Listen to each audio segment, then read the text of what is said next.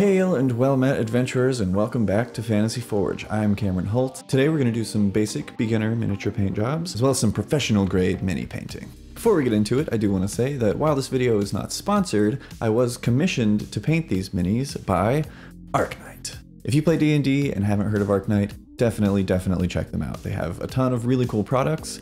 I personally use their spell effects and AoE trackers in all of my home games, and they are an absolute lifesaver. Or potentially a life ender, depending on your perspective. But now, they've got their own line of miniature STL files that you can download, print, and paint from their Patreon. Again, I'm not being paid to say this, but I was paid to paint these miniatures. In their words, a factory style and a more artistic style.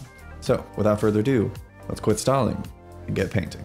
There are a number of beautiful sculpts to choose from, but in this video, I'm going to be painting two versions of the owlbear and two versions of the Etin. This project was my first time using a wet palette, and I couldn't recommend it more if you've got a lot of painting to do over multiple days. I'm also using Citadel paints, as they get the best result of all the paints that I've tried. The beginning steps of painting the miniatures are the same for the factory and artistic styles. First, we put on the base coats. I like to use a larger brush and keep it loose when applying the base coats. It's the longest part of the painting process, and covering a lot of ground early on helps to keep things moving at a good pace. Just like in digital painting, I'm starting with broad, big shapes and slowly getting more refined and detailed. I want a nice gradient of colors on the arm feathers, so I'm just mixing my base brown with some Wraithbone white on the wet palette to get the desired colors. From here, we get more into the details of the face and claws.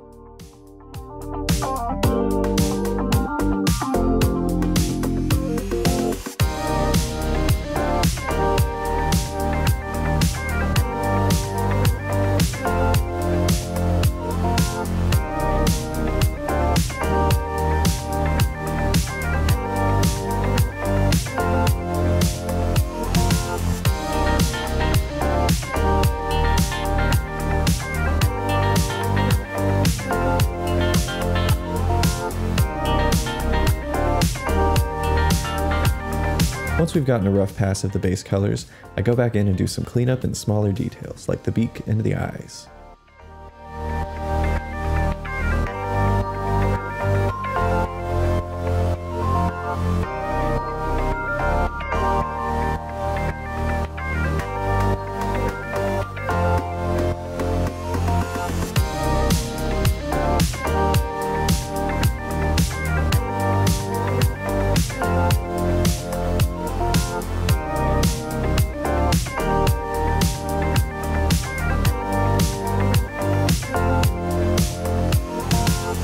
Next, I'm using some Nuln Oil Shader from Citadel to make a nice black wash, to really emphasize the detail on these sculpts. If you're not looking to drop the money for specialized Citadel paints, I don't blame you.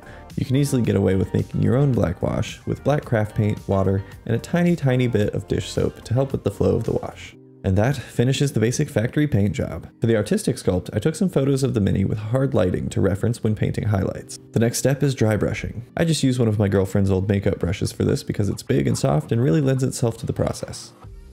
Normally with certain minis, I'd skip this step in favor of hand painting highlights, but this particular owlbear mini has a lot of great texture from the feathers that I think dry brushing could really accentuate. I focus the heaviest brushing where the light is brightest in my reference photos. From here, I go in with a relatively fine brush to start painting some edge highlights on the face.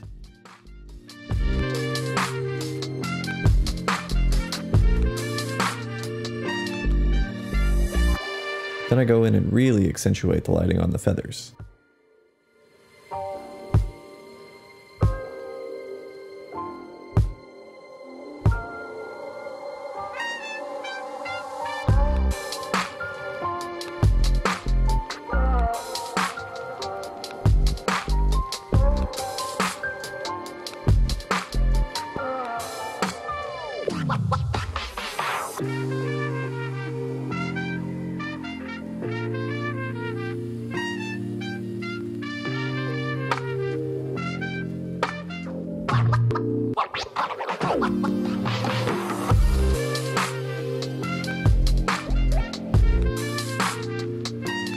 I also add some highlights to the claws to really make them shine.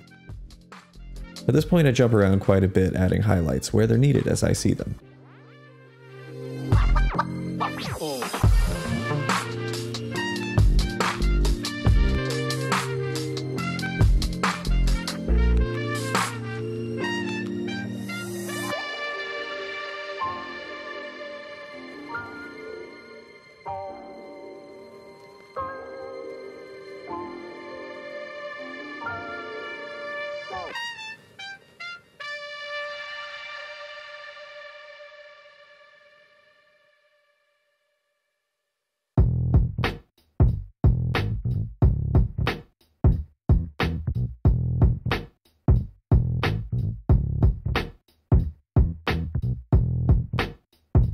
After doing the same for the beak, the artistic version of the owlbear is finished.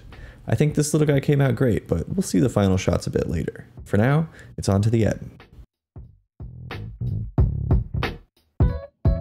I've got one of these pre-based that I'll use for the factory version, but for the artistic version I'm going to use this acrylic base that Arcknight provided so that the mini can be tied in easily to any 2D battle map that it's used on, not locking it to any specific region or season.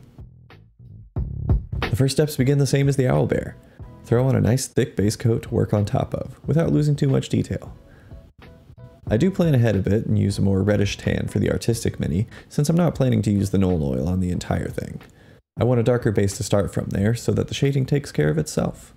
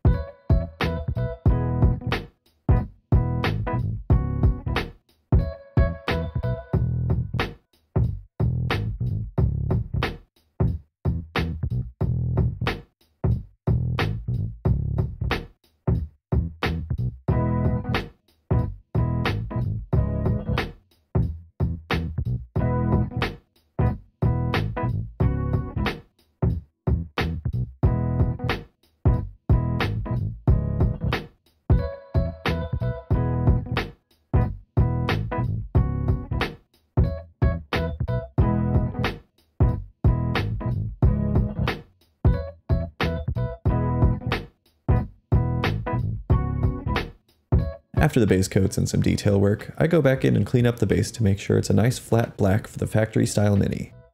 So far it's looking great.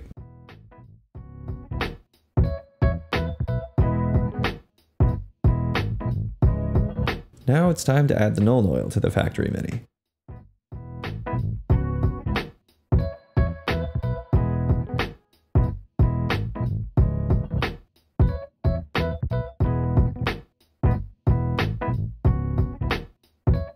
Once that dries, you can see that it really accentuates the details of this sculpt well.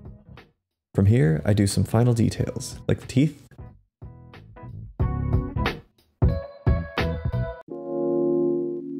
and the eyes,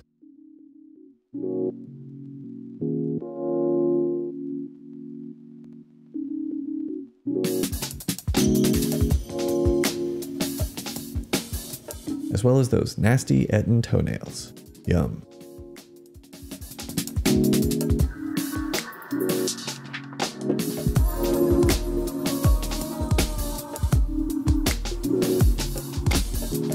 To finish off the factory style Etten, I'm using some metallic paints from Tester's acrylic line. A dry brushing of the metallics over a black base coat makes for a quick and easy metal look that's very effective.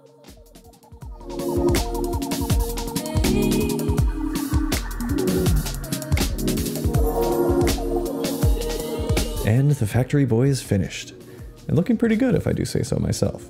Next up is the artistic Etten, and this time we're gonna get pretty advanced, so strap in. With the base coat and cleanup finished just like before, I start with the eyes. First I put down a layer of red. Most of this will get hidden, but what's left will act as the tear duct for the eyes. We paint over most of that with the whites of the eyes.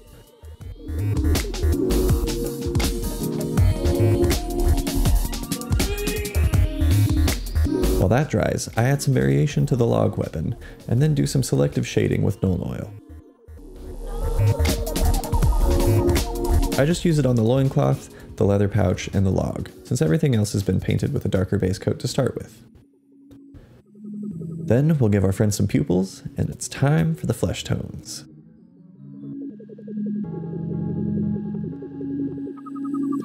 I'm using a mixture of Bugman's Glow and Wraithbone White from Citadel, thinned and mixed on the wet palette to start layering in highlights on the skin, once again using reference photos with a harsh light source.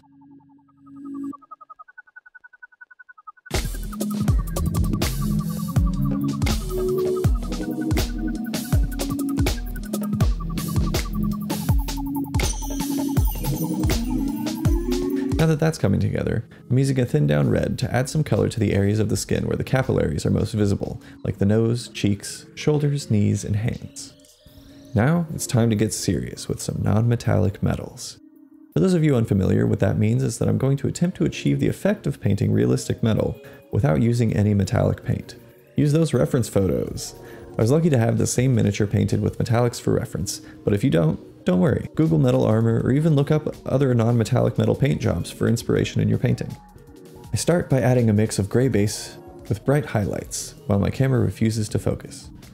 The key to non-metallic metals is that they should be reflecting the environment around them. More often than not, that means green from the grass below and blue from the sky above. So I mix up a thinned down green and start adding that to the bottom of the metal portion in layers. Then I do the same with blue on the top portions.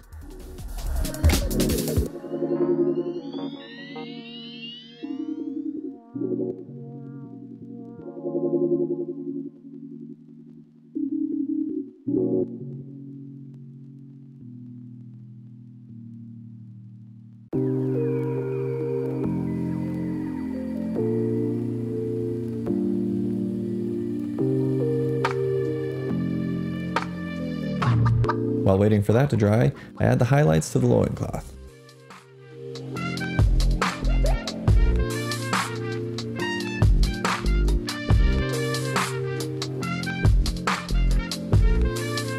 Then it's time to add the near white highlights to the non-metallic metals to really make them pop. The trick is to not go too thick with the bright highlights. Subtlety is good.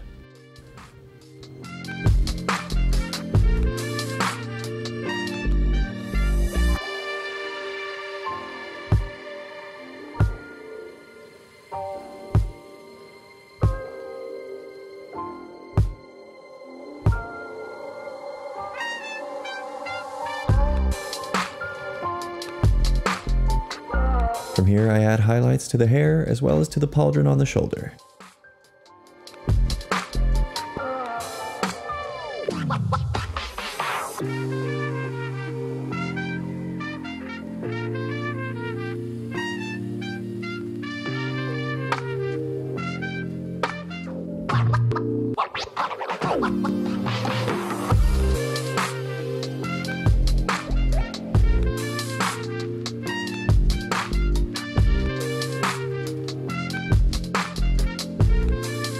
Then I do some selective dry brushing.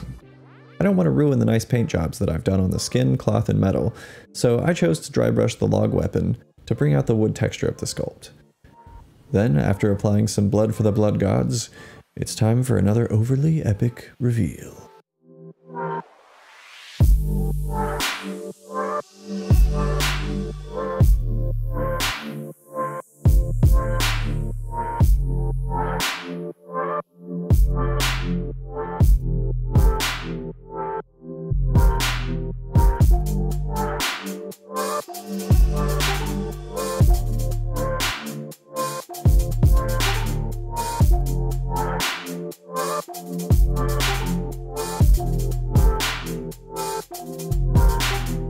I absolutely love how these guys turned out, and I hope the folks over at Arcknight enjoy them as well. I had a blast painting all of these miniatures, and I'm sure that you would too, so be sure to check them out at their Patreon if you're interested in getting some of these files for yourself. Again, hashtag not sponsored, just a fan. Thank you so much for watching. I hope you had as much fun watching this video as I did making it. Again, check out Arcknight on Patreon if you're interested in getting any of these miniature files for yourself to print out at home and paint or get printed. And keep your eyes and ears peeled in the future for a big announcement regarding myself and some of my friends and Arcknight. That's all I can say for now, but don't forget to subscribe for more D&D content, D&D Pokemon fusions, D&D monsters in my style, miniature painting, terrain building, and much, much more. As always, I will see you in the next video. But until then, stay safe out there, adventurers.